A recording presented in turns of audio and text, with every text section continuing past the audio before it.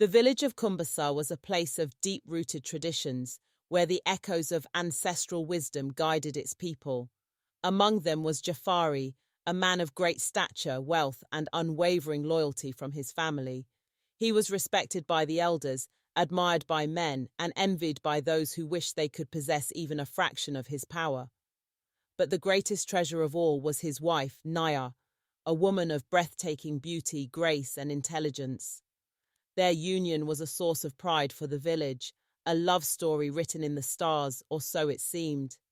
Beneath the surface of their seemingly perfect life, an unspoken desire was taking root, one that would lead to betrayal, shame, and an irreversible fate.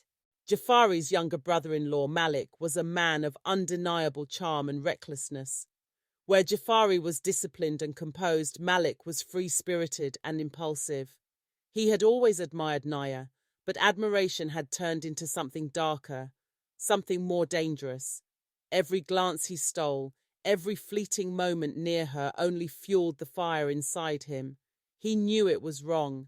She was his sister-in-law, the wife of a man who had welcomed him into his home, but reason held no power over the longing that tormented him.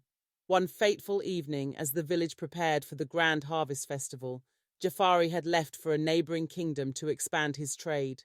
The household was bustling with preparations, and Malik found himself lingering near the courtyard, where Nia was arranging garlands of vibrant flowers. The soft glow of the setting sun bathed her in golden light, making her look ethereal.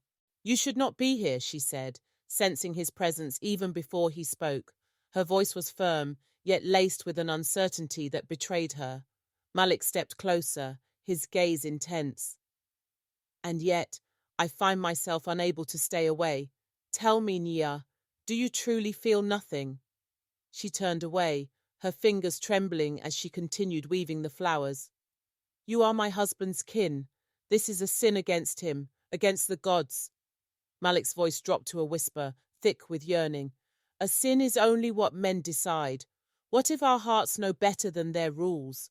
What if the gods placed this desire within us?" Nia swallowed hard, her breath shallow. The air between them was thick, charged with a force neither of them could resist. "Leave, Malik, before we do something we cannot undo." But the line had already been crossed. That night, under the cover of darkness, a betrayal unfolded, a betrayal that would soon unravel everything they knew. As the cool night wind swept through the village, two souls found solace in a passion forbidden, blind to the consequences that lurked ahead. The morning after, guilt gnawed at Naya's heart, yet when she looked into Malik's eyes, the hunger remained. It was dangerous, it was intoxicating, and though they both swore it would never happen again, fate had other plans. Days passed, but the fire did not fade. They avoided each other, yet every stolen glance rekindled the desire.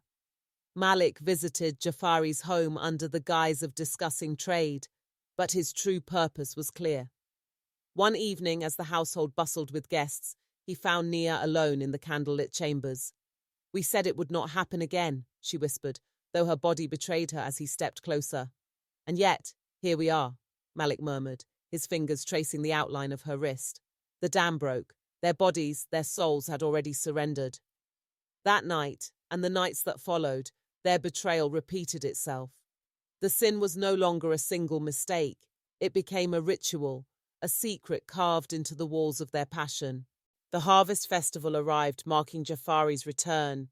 He embraced Naya with love and trust, unaware of the shadows looming behind her eyes. The village celebrated with music and dance. But in the depths of the festivities, Malik and Naya stole glances, their secret heavy between them. But in a village where whispers travelled faster than the wind, their sin could not remain hidden for long. A servant had seen Malik leaving Naya's chambers late at night. The elders noticed her unease. Jafari, a man of great intuition, felt the shift in his home. The unease in his wife's touch, the way Malik avoided his gaze, it was all wrong. One night, Jafari held a great feast, inviting the elders, the village leaders, and his family. Laughter and joy filled the hall, but in his heart, Doubt festered. Then, as the feast reached its peak, the servant who had witnessed the betrayal stepped forward. "My lord, forgive me, but I can no longer keep silent.